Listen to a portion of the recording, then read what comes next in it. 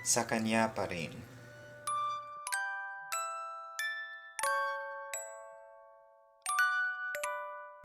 Happy sad 4 months, Zel.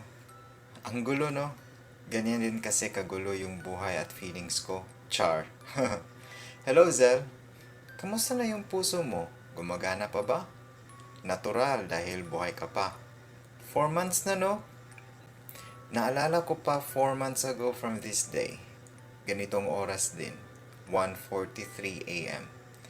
Halos gumuho yung mundo ko nang piniling umalis ng taong pinakamamahal ko. Sakit nun, pre. Halos 1 linggo akong hindi kumain ng tama. Pumayat ako bigla-bigla. Well, sexy naman talaga ako. Maraming dahilan, maraming kasalanan at sakit, kaya nag-end up yung akala ko talagang lifetime na. Pero sabi nga nila, maraming namamatay sa maling akala. At best, true lalay. Muntik na talaga akong mamatay. Siguro yung iba alam na yung lahat na ginawa ko para makalimot. Tanga ko, no? 5 claps for me. Laking pera yung sinayang ko. Kinabog ko pa si Dora eh. #Kitty Daily Travels nga. Araw-araw gala dito, gala doon. With matching inom, gimmick, road trip at palipad ng motor. Akala ko kasi naka-airplane ako, pero hindi ako adik ha. Huwag kayong ano. Naalala ko pa yung nag-apply ulit ako sa dati kong trabaho tapos syempre makakamit ako ng mga new friends. Pero siguro dahil bitter pa ako noon, kaya ayun, new enemies yung nakilala ko. Nakipag-away ako sa walang hiyang ka-wavemate ko sa training. Paano ba naman? Alam niya na nga broken-hearted yung tao, niligawan agad-agad. Napikon ako kaya ayun, nasuntok ko ng bongga. Mabuti di ako sinuntok nun. Nagsorry din naman ako sa kanya. Tapos yung isang ka-wavemate ko rin na babae, ang saya rin naming nagrambulan. FYI, kasalanan niya yun. Hay, ang hirap maging maganda.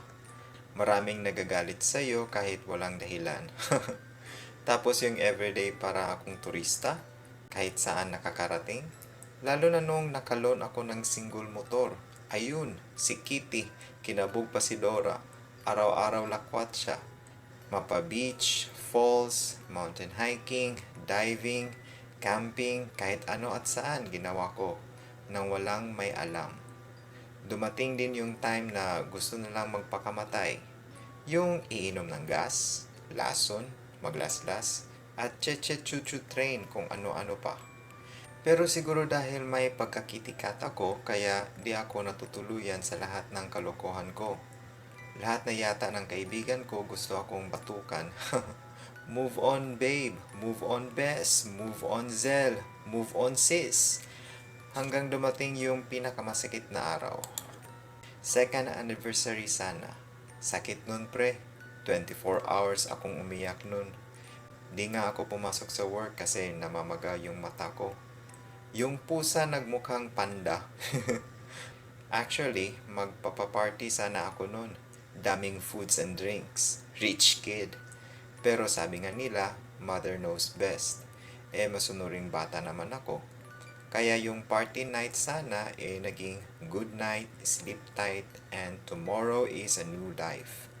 Pero alam mo yung feeling na kaya kong lokohin lahat ng nakakasalubong ko, kaya kong lokohin yung lahat ng pinopost ko sa FB na, uy, ang saya naman ni Kitty oh, pero pag mag-isa na ako, doon ko lang mabubulong sa sarili ko, psst, Zel, kaya pa, saklap bes.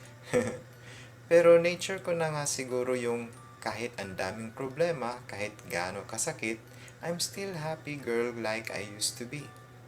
Oh, English yun. Ngayon, malayo ako. Pero di ko kayang magsinungaling sa sarili ko na yung puso ko naiwan sa kanya. Sa kanya pa rin babalik sigaw ng damdamin. Sa kanya pa rin sasaya bulong ng puso ko.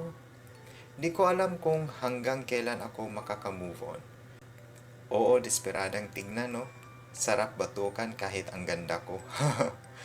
Pero masisisi niyo ba ako? Kasi sa totoo lang, pag kayo yung sa kalagayan ko, maiiyak na lang kayo at magi-give up. Eh kaso, I'm way too gorgeous to give up. Kaya eto, I'm still not giving up on you. Mga best, if one day you'll find a love that is worth fighting for, ipaglaban nyo hanggat hindi pa siya kasal.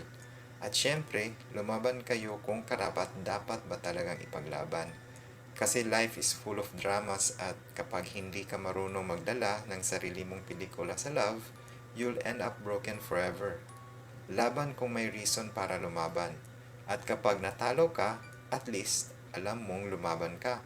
Don't hide on those what ifs. Yan ang pagsisisihan mo in the end kasi naging duwag ka. At syempre, wag na wag kayong gumanti. Alam mo palang masakit maloko at mapag-iwanan, tapos ipaparamdam mo pa sa iba. Gago lang tol. Instead, focus sa school, work, and pray. Wag puro landi. Sarap ng feeling kapag nagmahal ka. Pero mas masarap sa feeling yung alam mong mahal ka rin niya. Hello sa'yo. Alam ko di mo mababasa to kasi unfriend na tayo. Salamat pa rin kasi nakilala kita. Babalik at babalik ako sa'yo katulad ng pangako ko.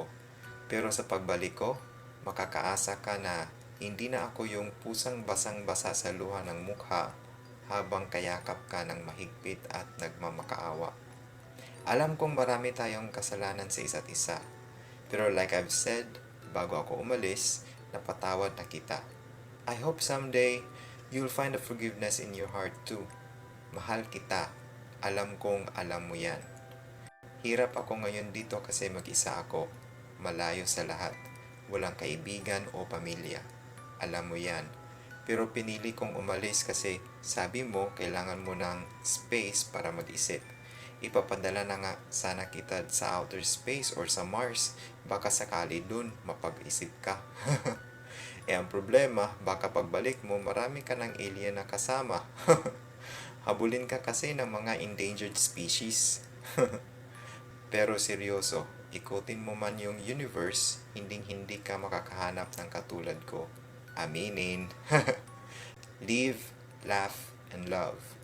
Someday we will meet again and I'll have this strength to look you straight to your eyes with no pain in my heart. Kitty.